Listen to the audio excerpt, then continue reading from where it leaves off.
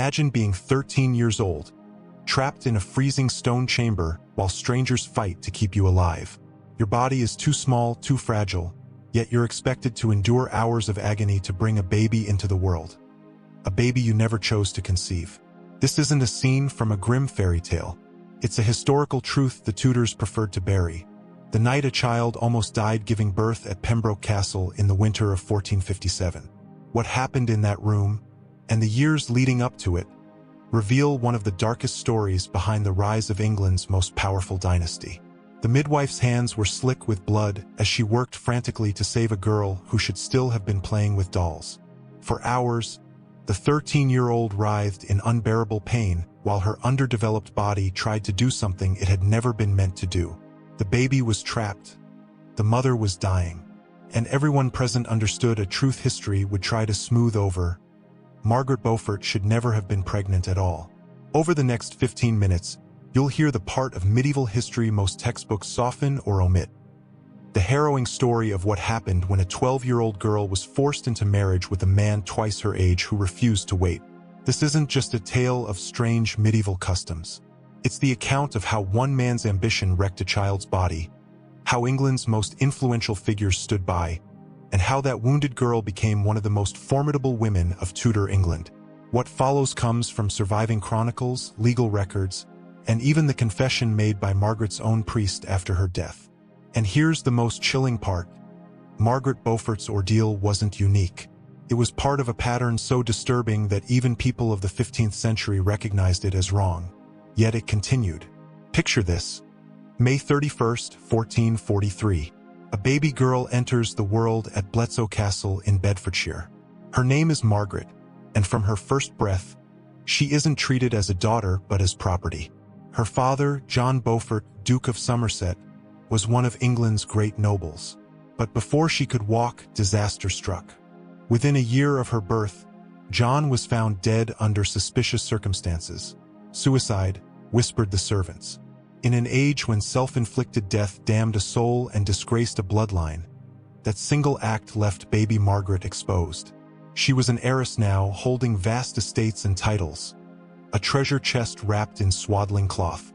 Her mother, Margaret Beaufort, did her best to shield her, raising her alongside older half-siblings, ensuring she learned to read French, and encouraging her keen intelligence. For a while, it looked as if the little girl might grow up safe. But King Henry VI had other designs. At only 3 years old, Margaret was handed over like a prize to William de la Pole, Duke of Suffolk.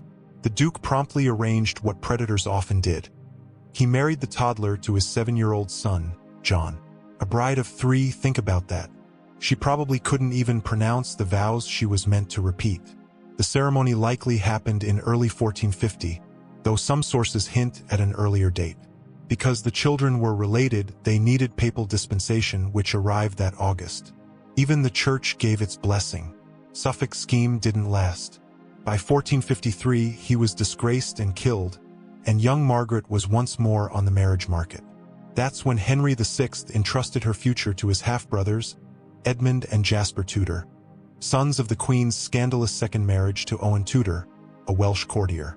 The Tudors were shrewd and ambitious, and Edmund saw in 12-year-old Margaret not an innocent girl but an inheritance, a womb that could secure his fortune. Their wedding took place on November 1st, 1455. Margaret was 12. Edmund was 24. Here's a detail most people miss. Even in a world where child marriages were legal, there was a clear, if unofficial, understanding. Husbands waited until their young brides were at least 14, sometimes older, before consummating the union. It wasn't kindness. It was survival. Everyone knew pregnancy could kill children, but Edmund ignored the risk. Perhaps even on their wedding night, he forced himself on a girl barely into puberty. That word, assault, isn't for shock. It's the only accurate description. Margaret could neither legally nor emotionally consent, and her body wasn't built for what he demanded. Why would he do it? Medieval law held that if an heiress died without children, her lands reverted to her family. But if she bore a child first, her husband held them for life. Edmund calculated coldly. The sooner she conceived, the sooner his position was secured, even if it cost her life. By April 1456, Margaret was pregnant at the age of 12. Imagine being that age and finding your body changing in ways you didn't understand, suffering morning sickness before you'd even left childhood. Her belly swelled with a child she hadn't chosen, planted there by a man who valued her dowry more than her survival. Then fate twisted again. In July 1456, Edmund was captured by Yorkist forces during the Wars of the Roses and taken to Carmarthen Castle.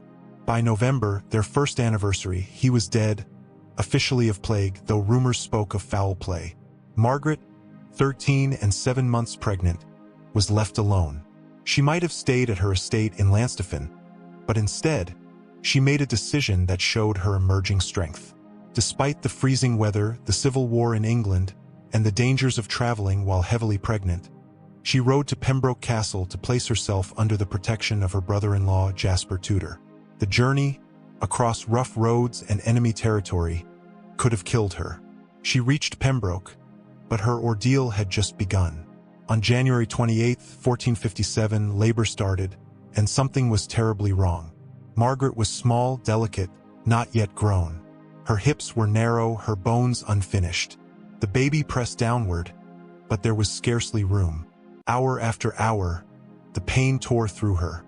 The midwives, veterans of countless births, exchanged anxious looks. This wasn't an ordinary delivery.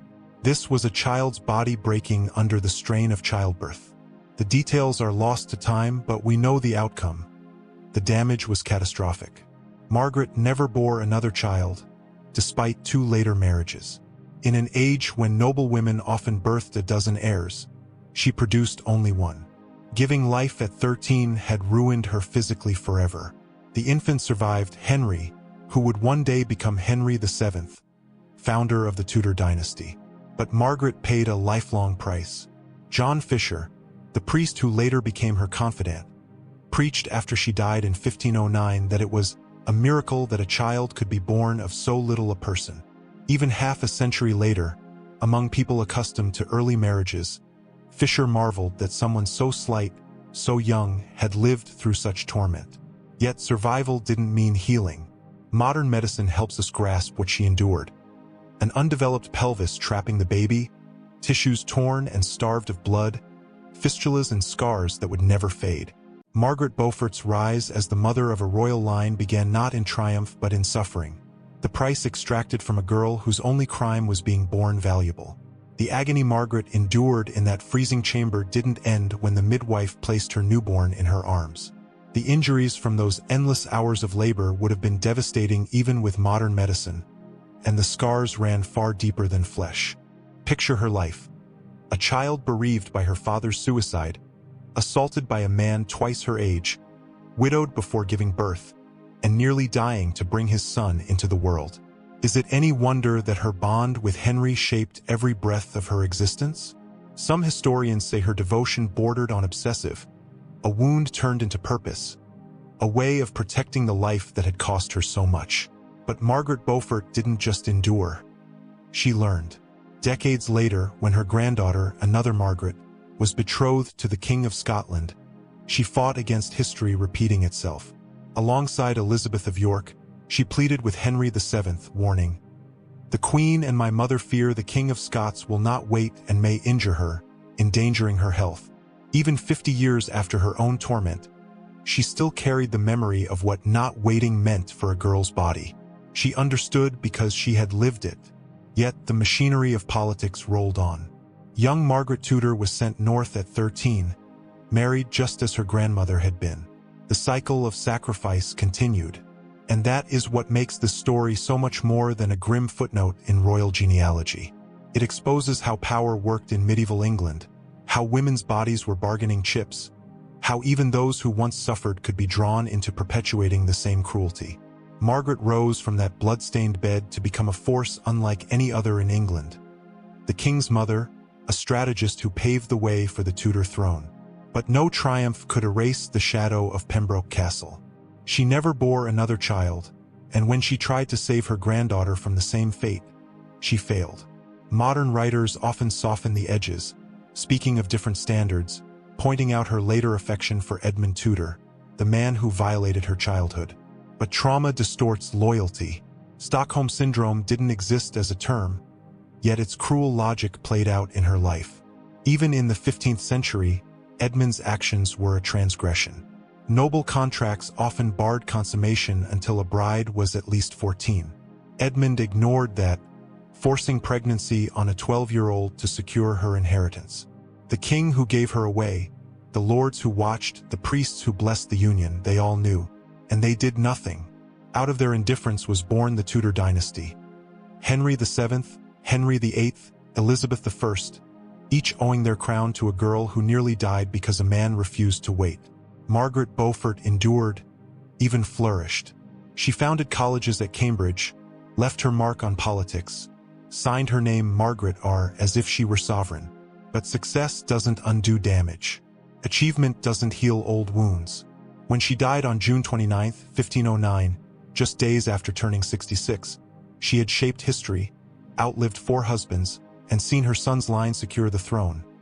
Yet her body never recovered from what was done to her at 12. This is the story hidden behind the glitter of Tudor England. We celebrate Henry VIII's court and Elizabeth's golden age, but rarely speak of the child bride whose agony made them possible. The dynasty sprouted from blood and tears, from a 13-year-old forced to deliver a king. That's the price of power, and it's not just history. Around the world, child marriage and abuse persist. Margaret's life is a warning about what happens when society fails to protect its most vulnerable. If this story moved you, don't let it disappear into silence. Share it, talk about it, leave a comment with your thoughts, or explain why you won't. Hit like if you believe children deserve safety. Subscribe if you want more truths history tried to bury, and pass this on to someone who still thinks the Tudor rose bloomed without pain. Margaret Beaufort's real legacy isn't only the dynasty she built, but the reminder that every child deserves better than to be sacrificed for ambition. She was 12 years old. Never forget that. Behind every portrait, every crown, every legend of that era lies the blood and tears of a girl who should have been free to grow up, not fight for her life to bring a dynasty into being.